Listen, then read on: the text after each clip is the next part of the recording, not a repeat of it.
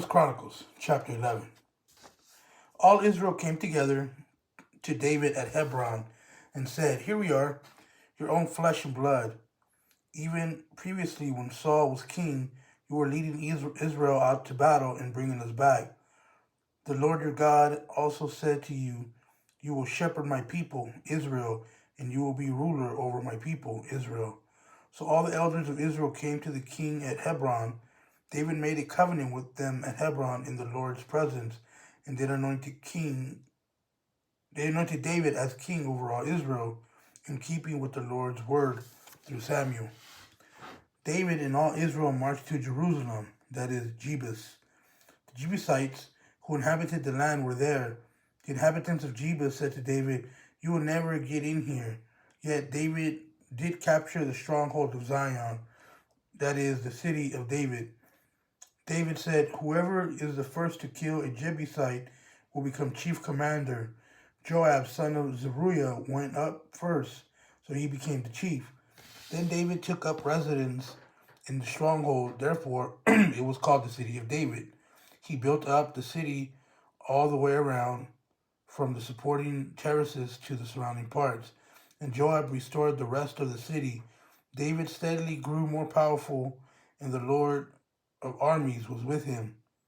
The following were the chiefs of David's warriors, who together with all Israel strongly supported him in his reign, to make him king according to the Lord's word about Israel. This is the list of David's warriors.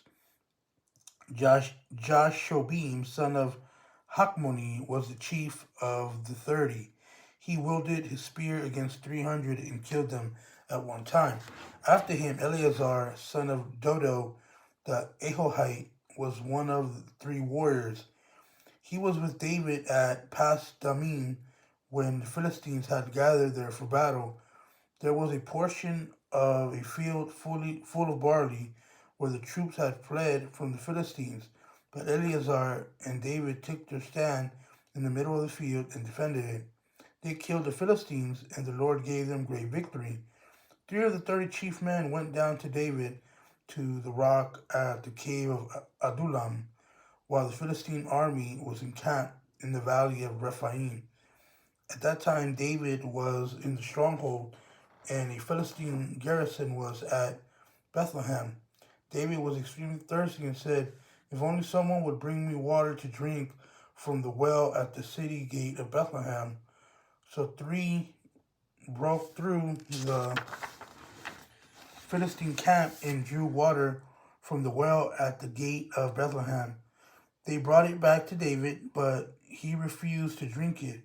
Instead, he poured it out to the Lord. David said, "I would never do such a thing in the presence of my God. How can I drink the blood of these men who risked their lives? For they brought it at the risk of their lives, so he would not drink it." Such were the exploits of the 3 warriors. Abishai, Joab's brother, was the leader of the 3.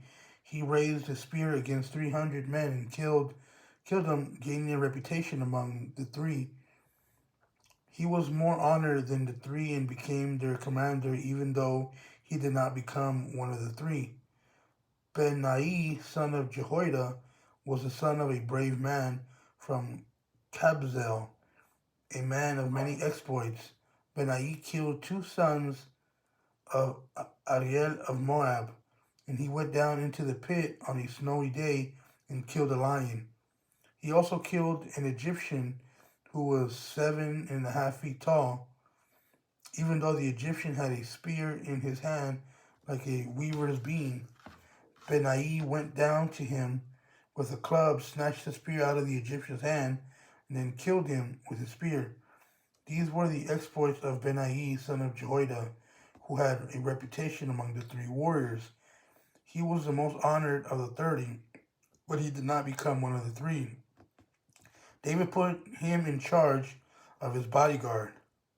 The best soldiers were Joab's Elchanan, Shammah, Heles, Ira, Abiezer, Zibekai, Eliai, Mahari, Helet, Ithai, Benai, Hurai, Abiel, Azmaveth, Eliahba, Jonathan, Ahiam, Eliphah, Hefer, Ahijah, Hezro, Nairai, Joel, Mibhar, Zelek, Nahari, Ira, Gareb, Uriah, Zabad, Adina, Hanan, Joshaphat, Uzziah, Shema, Jadel, Eliel, Jerebiah, Ithma, Eliel, Obed, Jashiel, the Mezabite.